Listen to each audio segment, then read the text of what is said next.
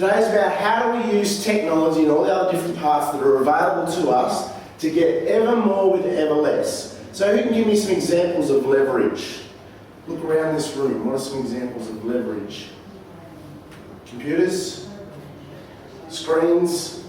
If I had a microphone would be a good example of leverage, a little bit in and a lot out the other side. What are some other examples? What do you think, James? Franchises. If you're a business owner, a franchise is a great way to leverage in business. Books. Write a book once, sell it forever. Systems. So I really want to get you focused this morning on how do you leverage in your business? How do you leverage your time, your money and your resources?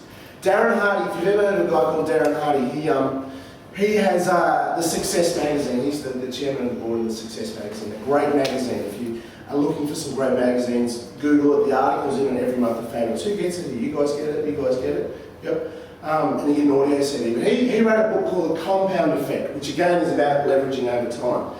And he says in that book, $1 saved today will be worth $5 to you in the future. Same applies to time. 1 minute saved today will be worth 5 minutes in the future. Now we all go into business to make a lot of money and to save time. All of that will come through leverage, not you working harder. It's not how the system works. So today we're going to delve deep into leverage. Now I want you to think about seesaws, all right? So this is the ultimate form of lever. If you noticed on that first slide I had up today, Archimedes has a saying or a quote. He says, "Give me a lever long enough and I will move the world." So what I want to do is show you the power of leverage from a numbers perspective. You guys know me, I'm all about the numbers. So it's a bit like a seesaw at school. 20 kilos on one end needs balance of 20 kilos on the other end. So what happens though, if we leverage this up? We change the arrangement of the lever. So we've moved the lever from where it was in the centre to halfway up at this point. Now we're at 20 kilograms up the end, and that might be us pushing on the seesaw. We can now actually leverage 60 kilograms just by moving that lever forward. So let's do it again. Let's halve the distance between here and here. Now we can actually lift up to 140 kilograms. Same amount of effort, same 20 kilos. If you do 20 kilos with one finger, you've got 140 kilos at the other end. Let's halve this distance here, from here to here, put our fulcrum point or our lever here. Now we can do 300 kilograms. If we do it one more time, you can do up to 620 kilograms. But what about if we go back the other way? And this is what small business owners will generally do. They won't leverage. Going back the other way, halfway, you're doing 20 kilograms worth of work, but only getting 6.7 kilograms of output. Does that sound familiar? Do you see a lot of, you guys in the bank will see a lot of business owners who do it this way. Now, in my experience, there's a couple of things that will lead to this happening. So if we go back to the original arrangement, we know in this example by moving this along this way, it gives us a positive force, a positive net outcome. If we go this way, we get a negative outcome. First thing, I know. This is the one thing that will stop a lot of people from even thinking about moving this fulcrum point this way. They think they know best. And more often than not, what people think they know will be the greatest hamstringing effect that they can have. What you know has got you to where you are. It won't get you to where you need to go.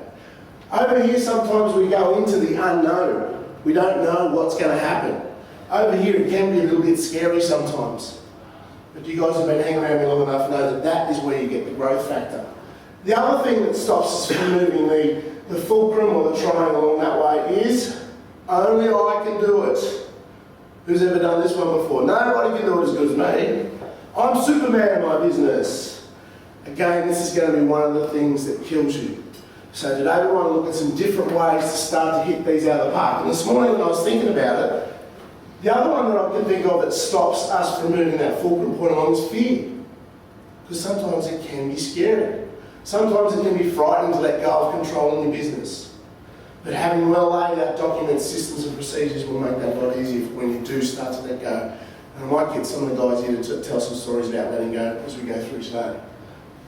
So that's the power of leverage. The other big thing is over here, on the negative, you're working in your business.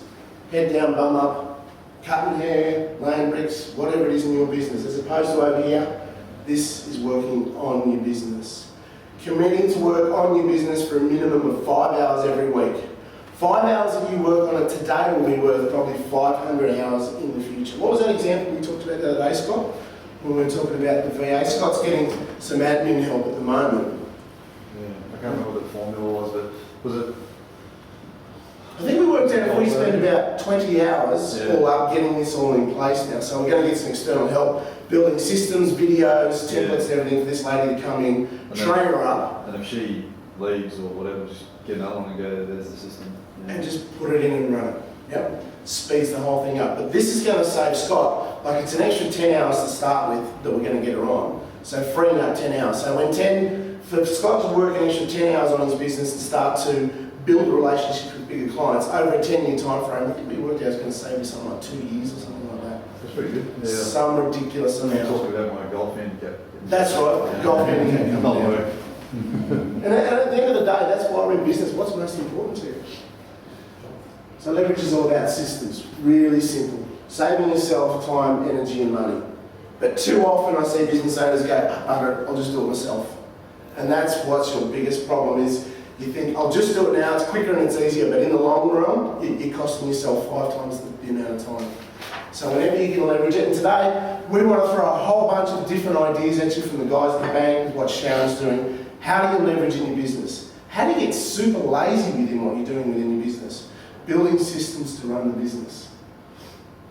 So in Action Coach, and in business in general, come on boys, just a little bit further.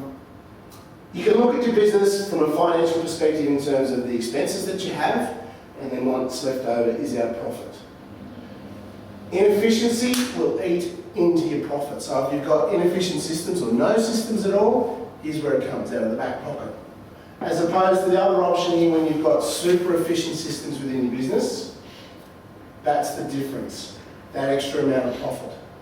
So fundamentally a lot of the time when I'm working with clients, before we even start to look at advertising or marketing or anything like that, let's make the system as effective as possible.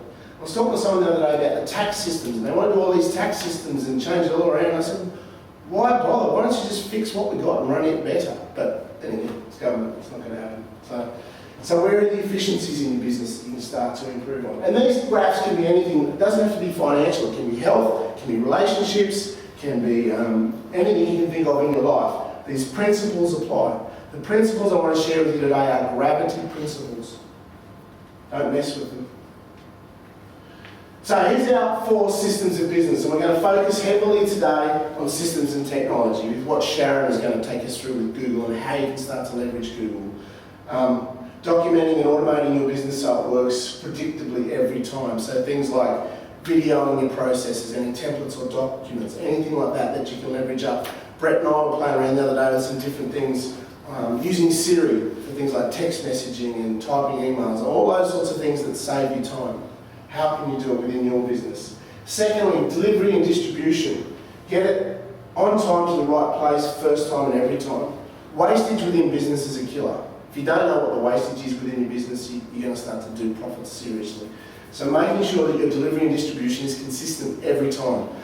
People, particularly your customers, who are most important of all, would rather have average service than erratically brilliant and crap. They just want consistency. Think about McDonald's. When you go to McDonald's, it's nice and consistent every time.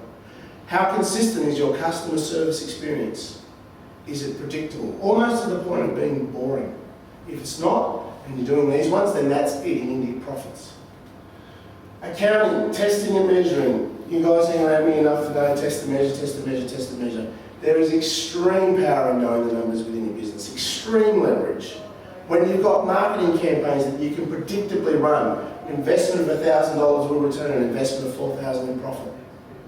That's the level of detail we need to get to. And finally, people and education. Leveraging getting the right people, first of all, and then making sure you've got all the other parts of the formula here in place so that they can drive them. If you've got a good solid business and it's working quite well, as the business owner, your biggest step then becomes, how do I get the best people? How do I get them to work for me? And how do I lead them to drive my vehicle? Whatever it is. So Systemizing your business will mean it will operate in a predictable fashion even when you're not there. Your good business is boring. If you've got a good business that runs like this, it should be boring. It shouldn't be up and down and all over the place.